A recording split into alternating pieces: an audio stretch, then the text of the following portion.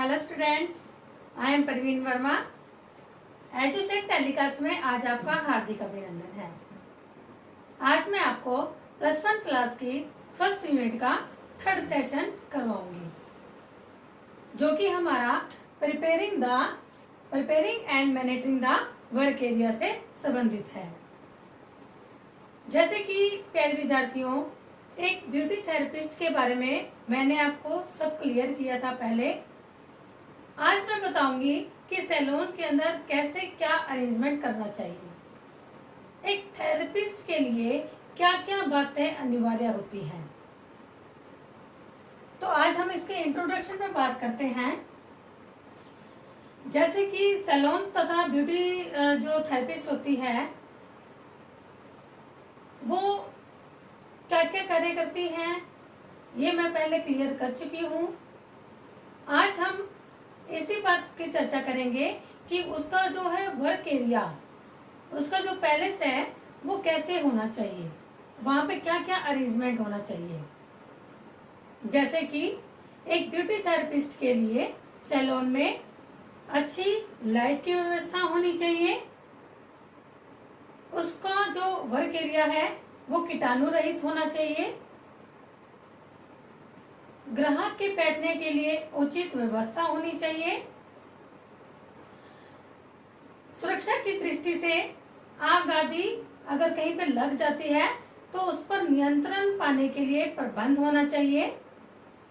उपयोग में लाए जाने वाले जो टूल्स और इक्विपमेंट्स होते हैं उनका अच्छे से रखरखाव होना चाहिए।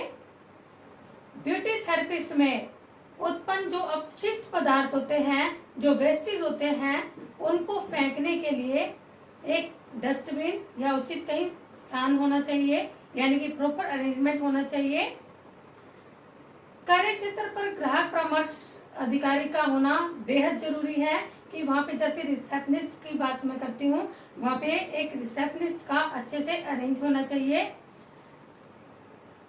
ब्यूटी थेरेपिस्ट का ग्राहकों के साथ अच्छा बिहेव होना चाहिए।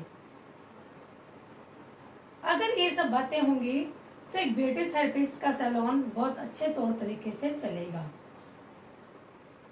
कोई भी आपत्ति वहां नहीं हो सकती अगर ये सभी सुख सुविधाएं होगी। हमारे जो क्लाइंट आता है सैलून में वो एक रिलैक्स होने के लिए आता है, एक शांत वातावरण चाहता है कि वहां पे अच्छे से रिलैक्स हो सके। आज के दौर में भीड़ की भरी जिंदगी के अंदर रोज कोई ना कोई भागदौड़, कुछ ना कुछ टेंशन, ये सब बातें होती रहती हैं।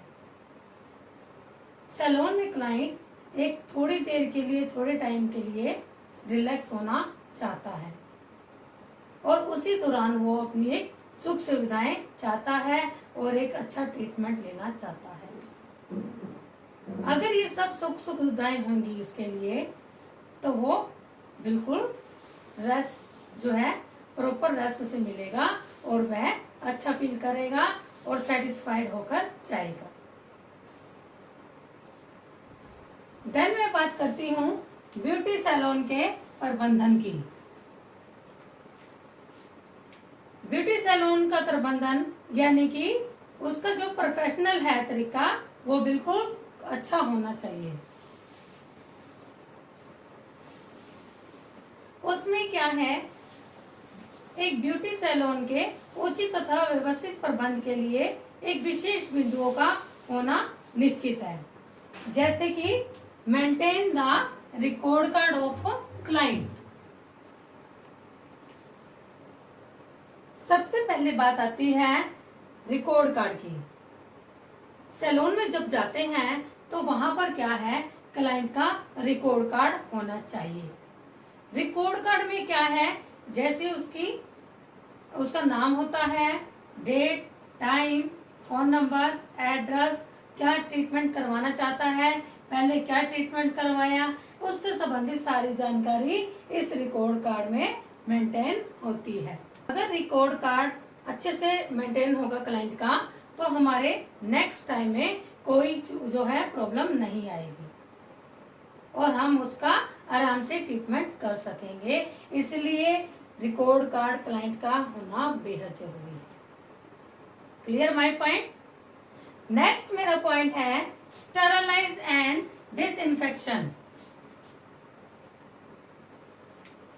इसमें क्या है, जो हमारे टूल्स होते हैं उसको बिल्कुल क्लीन करने होते हैं, स्टेरलाइज करने होते हैं।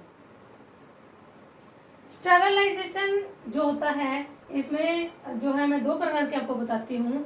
एक तो है क्लीनिंग एंड डिसइंफेक्शन। इसके अंदर क्या है, जैसे धूल मिट्टी जैसे हो जाती है या जो अपशिष्ट पदार्थ हैं वो हटाए जाते हैं।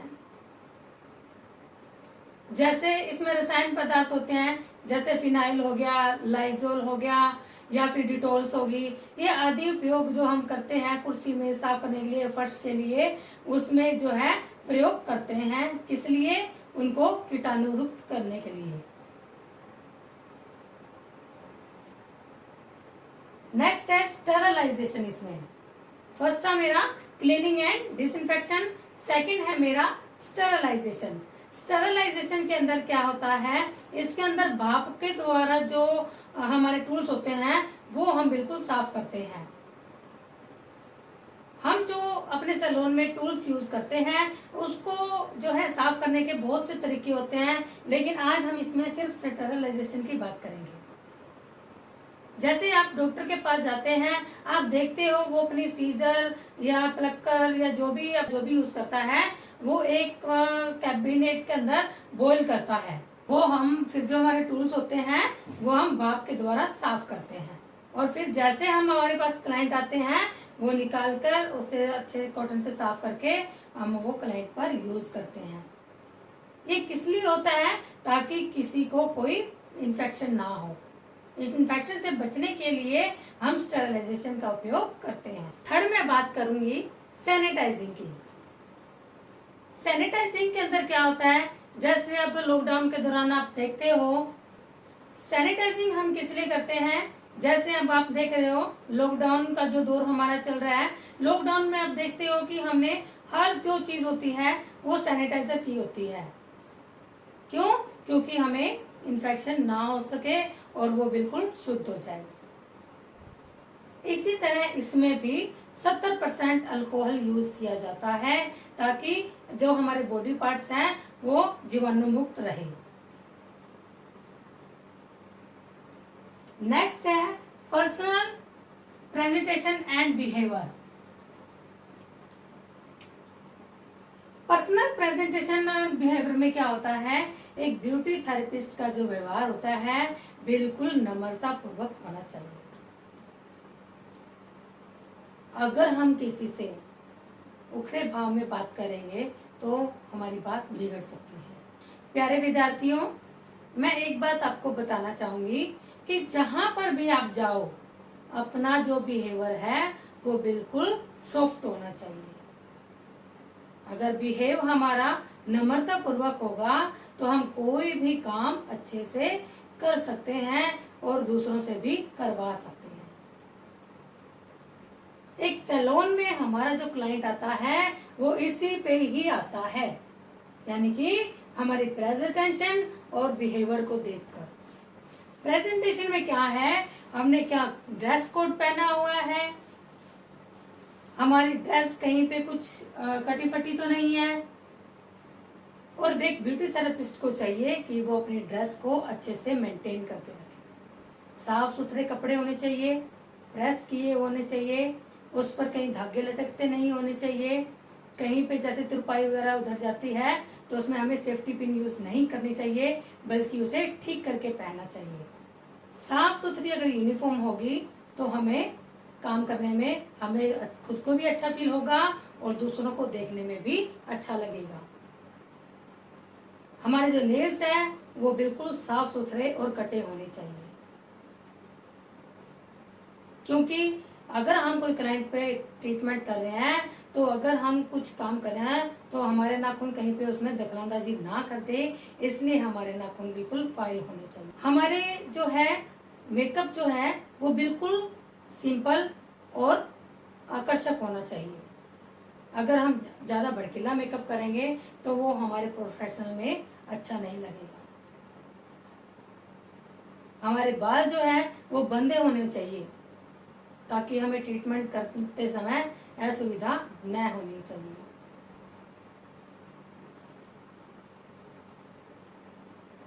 और जो हम जहाँ पे काम कर रहे हैं वहाँ पे खाने पीने की सामग्री का उपयोग नहीं करना चाहिए। अगर हम फोन पर बात कर रहे हैं और हमारा क्लाइंट आता है तो हमें फोन को तुरंत रख देना चाहिए। ऐसे नहीं होना चाहिए कि जैसे हमारा क्लाइंट आया है और वो 2-4 मिनट के लिए खड़ा है, या हम उसे कह देते हैं हम फोन पे बात करें, हम कह देते हैं नहीं जी आप 2 मिनट के लिए बैठो, 5 मिनट के लिए बैठो, तो इस तरह से उस पर इफेक्ट पड़ता है और ये बात जो है हमारे बिहेव में काउंट नहीं होती। इसलिए इस बात का भी आपने विशेष ध्यान रखना है। Clear my point? Then equipment and material use in a beauty salon.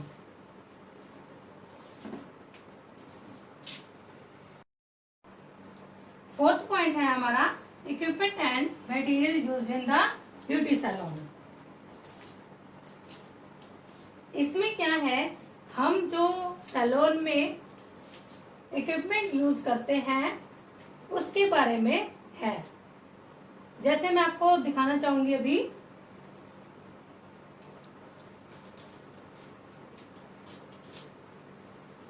ये देखिए ये हमारे टूल्स हैं।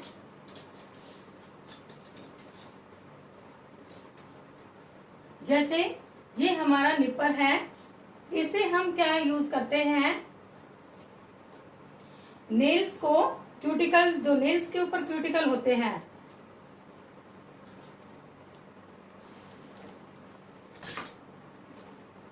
ये हमारे नेल्स हैं, इसके ऊपर क्यूटिकल होते हैं, इसको पुश करने के काम आता है ये। अगर क्यूटिकल हमारे बढ़ जाते हैं तो इसको टाइम से टाइम इसे साफ पीछे करना चाहिए, साफ करना चाहिए, कट करना चाहिए। अगर हम इसे क्यूटिकल को साफ नहीं करते तो हमारे नाखून की ग्रोथ नहीं होती और फिर ये हमारे उखड़ भी जाते हैं, इसमें दर्द होता है, हमें प्रॉब्लम क्रिएट होती है। इसलिए इसको पुश करने के लिए हम क्यूटिकल निपर का यूज करते हैं। और इसके साथ है यहाँ पे क्यूटिकल कटर। अगर हम इसे पुश करते हैं तो ये थोड़ा ऊपर उठ जाता है भाग, जिसे हम ऐसे कट कर सकते हैं।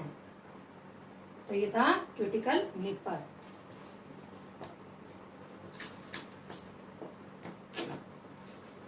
देन ये है हमारा एक्सटेंडर। ये हमारे फेस पर ब्लैक हेड, व्हाइट हेड्स होते हैं, उसको क्लियर करने के लिए है। देख रहे हो आप, ये हमारा बिल्कुल बारीक जो है पॉइंट बना हुआ है, इसके अंदर हम ब्लैक हेड और व्हाइट हेड को निकालते हैं। इससे हम प्रेस करते हैं अच्छे से, जैसे यहाँ पे पिंपल्स हो गया उसको अच्छे से प्रेस करके उसमें से ब्लैक हेड और व्हाइट हेड निकालते हैं, ये उसके लिए यूज होता है। देन ये है वैक्स का स्पैचुला, इससे हम वैक्स अप्लाई करते हैं। ये स्पेशल एक वैक्स का नाइफ होता है जो सिर्फ वैक्स के लिए ही यूज होता है। ये है ब्रशिंग, जो नेल्स को अच्छे से साफ करता है।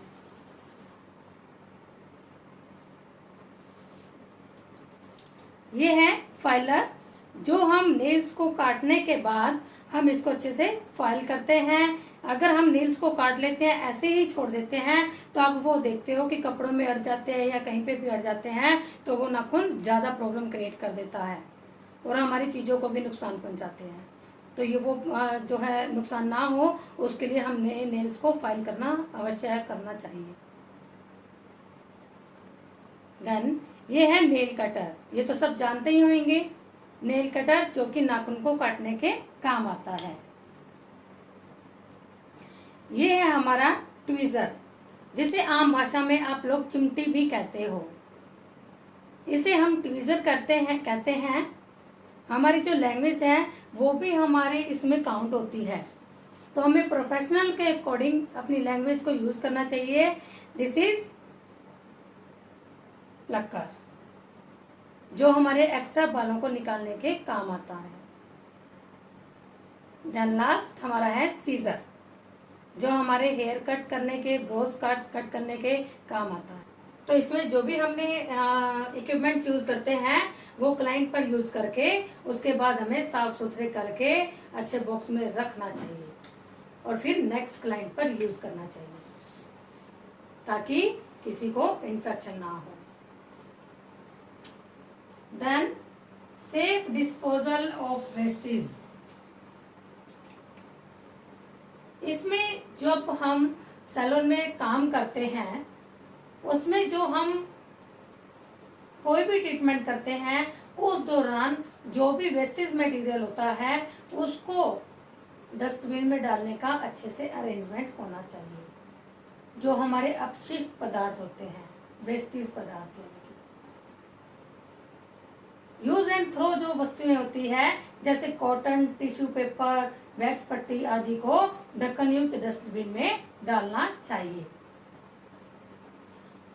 फिर फर्श को अच्छे से साफ रखना चाहिए, वहां पे मच्छर मक्खियां नहीं होनी चाहिए। अच्छे से लाइजोल, डिटॉल्स वगैरह डाल के हमें अच्छे से उसका पोछा लगाना चाहिए। अगर हम हेयर कट करते हैं तो उसके बाद क्या है, उसके जो वेस्टेज हेयर्स होते हैं उसे डस्टबिन में डालना चाहिए, बिखरे बिखरा ऐसा नहीं होना चाहिए। अगर हम कोई भी बोतल वाले जो है प्रोडक्ट्स यूज करते हैं तो वो हमें जैसे ही हमें प्रोडक्ट्स यूज करते हैं उसके बाद उसका ढक्कन जो है बंद कर देना चाहिए। कई बार क्या होता है, हम काम करते हैं जल्दी जल्दी में हमारा हाथ इधर उधर लग जाता है और हम फायदे की जगह नुकसान कर बैठते हैं और वो हमारा प्रोडक्ट जो है नीचे फर्श पर बिखर जाता है, कपड़ों पर गिर जाता है, इधर उधर गिर जाता है, जिससे हमारा प्रोडक्ट भी वेस्ट होता है, टाइम भी वेस्ट होता है और फिर उसमें साफ करने में भी टाइम लगता है। इससे अच्छा यही है कि जितना जो आपने प्रोडक्ट में से सामान लिया है उसके बाद उसे ढक्कन लगा दें। ब्यूटी थेरेपिस्ट को जो शीट कवर होती है वो भी टाइम टू टाइम चेंज करना चाहिए। टॉवल जो है वो बिल्कुल साफ सुथरे होने चाहिए, कीटाणु रहित होने चाहिए और हर क्लाइंट पर एक नया जो है टॉवल यूज करना चाहिए।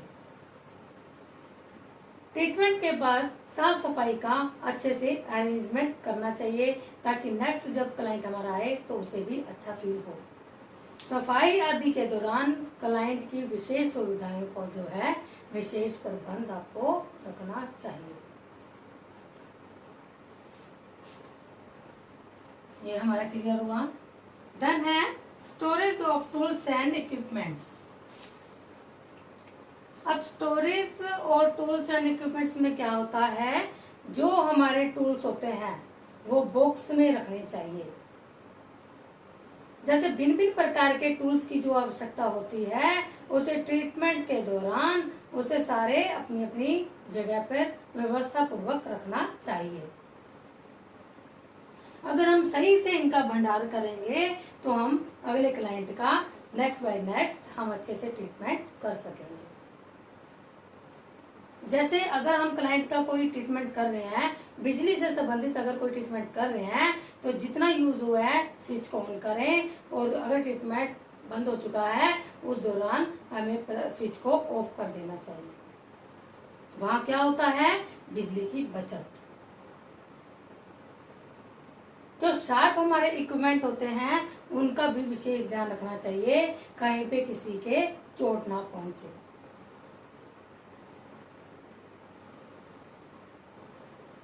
फिर बिजली से चलने वाले उपकरणों का जो है विशेष ध्यान रखना चाहिए, कहीं पे कोई तार कटी हुई नहीं होनी चाहिए या कहीं पे ऐसा ना हो कि कहीं पे आपको कोई हाथ लगता है, गीले भी हमारे उस दौरान हाथ होते हैं, तो कहीं पे कोई तार, नंगी तार नहीं होनी चाहिए जिसे छूने पे हमें कोई करंट आए।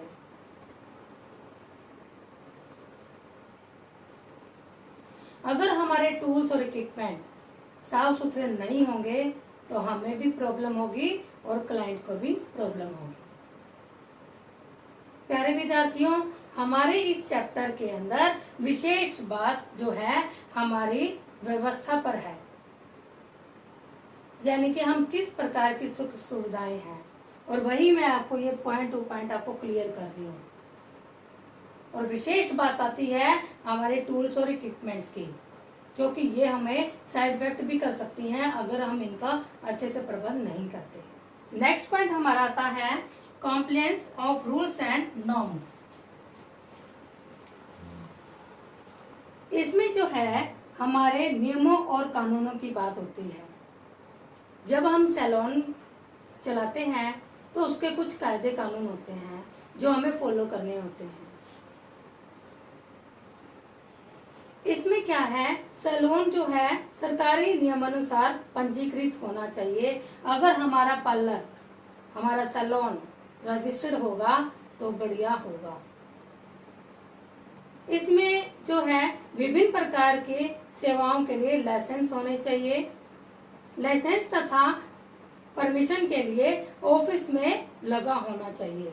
एक परमिट वाला होता है, वो हमें मिलता है और वो हम उसे सैलून में लगाते हैं, तो हर एक क्लाइंट को ऐसा लगता है कि हाँ ये रजिस्टर्ड है। फिर अलग अलग अपशिष्टों के लिए अलग अलग इसमें डस्टबिन होने चाहिए। ये भी हमारे इस कानून से रिलेटेड है।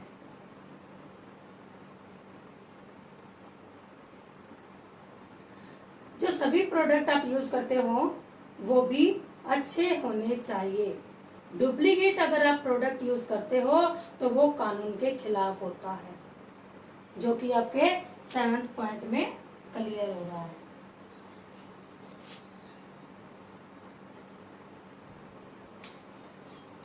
सैलून में दी जाने वाली जो जितनी भी सेवाएं हैं वो सर्विस फी अंकित होनी चाहिए कि आप कौन से ट्रीटमेंट का कितना पे ले रहे हैं, कितना हो जो क्लाइंट है वो चार्ज कर रहा है। सभी कर्मचारियों के नाम और पते अच्छे से होने चाहिए। और नहीं तो और, अगर हमारे सैलून में जो हमारे एम्प्लॉयज हैं उनके आईडी कार्ड होने चाहिए जो गले में होते हैं। उनका अच्छा ड्रेस कोड होना चाहिए और प्लस उसका आई कार्ड होना चाहिए। सैलून में जो फर्स्ट एड किट होती है वो उसका भी अरेंजमेंट होना चाहिए। अगर कोई हमारा न्यू एम्प्लॉय आता है, नया कोई कर्मचारी आता है, तो उसको नियुक्त करने से पहले उसकी जो है पुलिस वेरिफिकेशन करनी जरूरी है। ये सब बातें इसलिए की जाती है ताकि कोई आपको चोट ना पहुंचे, किसी प्रकार की कोई तकलीफ ना हो, इसलिए इस बात का ध्यान रखना चाहिए। फिर है summary of the need of work area. इसमें है साफ तथा जीवाणु युक्त वातावरण, साफ पीने के पानी का अच्छे से व्यवस्था होनी चाहिए, साफ कुर्सी तौलिया और एप्रन होना चाहिए, हवादार और रोशनी युक्त यानी कि लाइट पूरी व्यवस्थित होनी चाहिए, टॉयलेट की सही व्यवस्था होनी चाहिए, क्लाइंट के बैठने का और सामान रखने का विशेष प्रबंध होना चाहिए, फर्स्ट एड किट का होना बेहद जरूरी है, और सैलून का जो है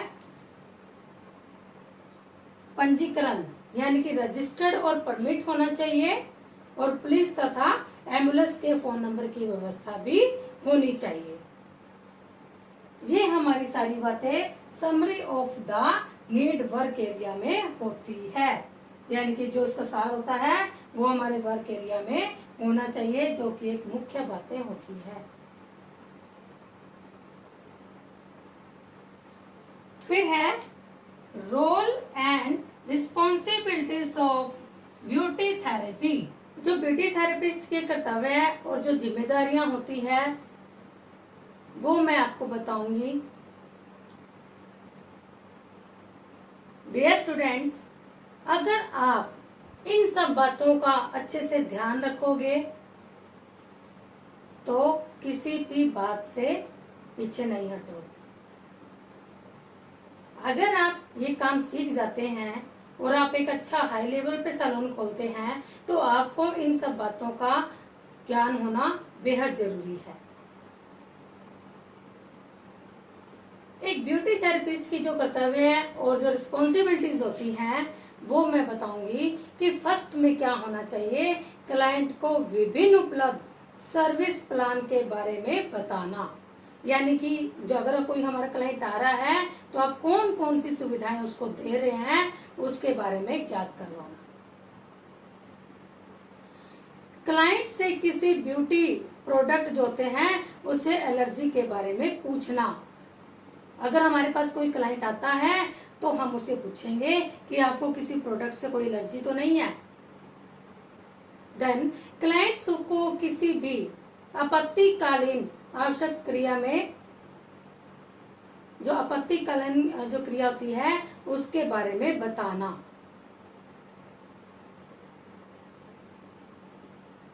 क्लाइंट को उपचार संबंधी सुरक्षा नियम बताना।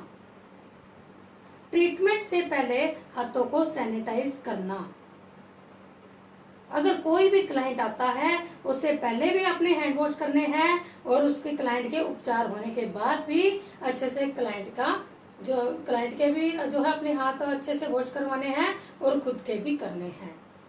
और वैसे भी आजकल जो है हर टाइम सैनिटाइजर हमें करना ही चाहिए।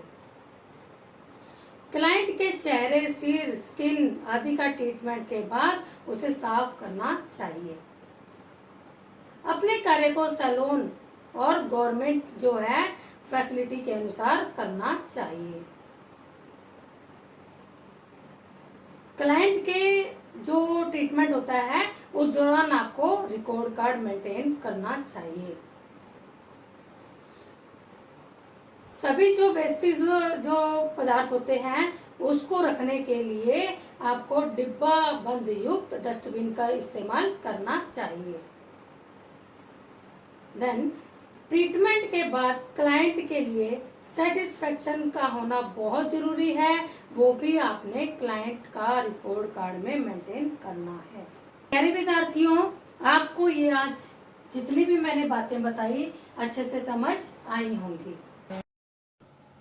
तो प्यारे विद्यार्थियों, आज आपने इस चैप्टर में जाना कैसे मैंने आपको प्रिपेयरिंग एंड मैनेजरिंग वर्क एरिया का इंट्रोडक्शन से परिचित करवाया। ब्यूटी सैलून का कैसे प्रबंध होना चाहिए, कैसे मेंटेन उसका रिकॉर्ड कार्ड होना चाहिए, जो हम क्लाइंट का रिकॉर्ड कार्ड मेंटेन करेंगे उसके बारे में, स्टेरलाइजर और डिसइंफेक्शन के बारे में अच्छे से पढ़ा, पर्सनल प्रेजेंटेशन और बिहेवियर के बारे में भी जाना कि एक ब्यूटी थेरेपिस्ट को कैसे अपना बिहेवियर रखना चाहिए।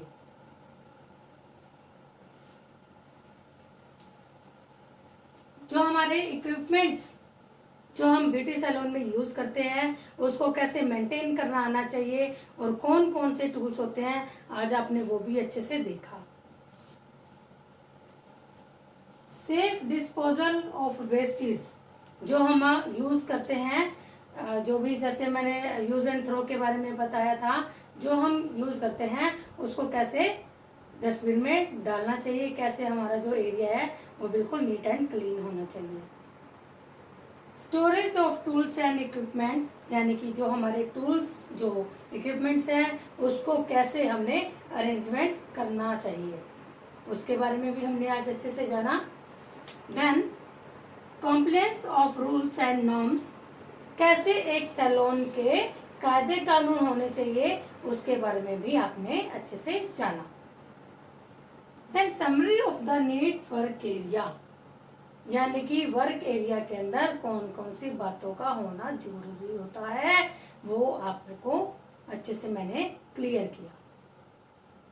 Then role and responsibilities of beauty therapist यानी कि एक ब्यूटी थेरेपिस्ट की क्या रोल प्ले होता है, उसका क्या रिस्पॉन्सिबिलिटीज होती है, वो भी आपने आज इस वीडियो के माध्यम से जाना।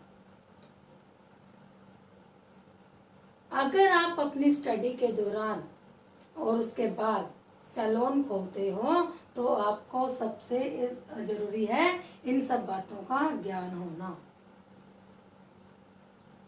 जो कि आपके लिए बेहद जरूरी है।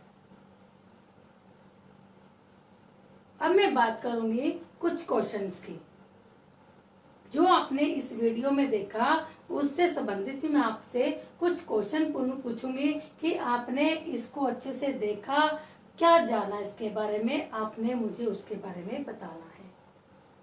तो चलते हैं हम अपने क्वेश्चंस पर। मेरा फर्स्ट क्वेश्चन है, ब्यूटी सैलून का प्रबंध कैसे होना चाहिए। सेकंड क्वेश्चन है, डिसइंफेक्शन और स्टेरिलाइजेशन में क्या अंतर है। थर्ड क्वेश्चन है मेरा, क्लाइंट का रिकॉर्ड कार्ड क्यों जरूरी है। फोर्थ क्वेश्चन है मेरा, सैलून में फोर्थ क्वेश्चन है मेरा, सैलून में अपशिष्टों का सुरक्षित निपटान क्यों आवश्यक है, इसके लिए कुछ उपाय बताइए। एंड लास्ट फिफ्थ क्वेश्चन है मेरा, सैलून को किस प्रकार के नियमों और कानूनों का पालन करना चाहिए। तो इन सब क्वेश्चंस के जवाब आपने अपनी नोटबुक में नोट करने हैं। अगर आप इन क्वेश्चनों के जवाब अपनी नोटबुक में नोट करोगे तो आपको पता चलेगा कि आपने इस वीडियो के माध्यम से कितना जाना और आपकी कितनी रुचि है और आप कितने अच्छे से उस बातों का जवाब दे रहे हो। तो ये सब बातें इसमें लिखनी है। आशा करती हूँ आप सबको ये वीडियो अच्छी लगी होगी, अच्छे से आपने इस लेसन को जाना होगा। मिलते हैं हम नेक्स्ट वीडियो पर, तब तक के लिए वंदे मातरम, जय हिंद।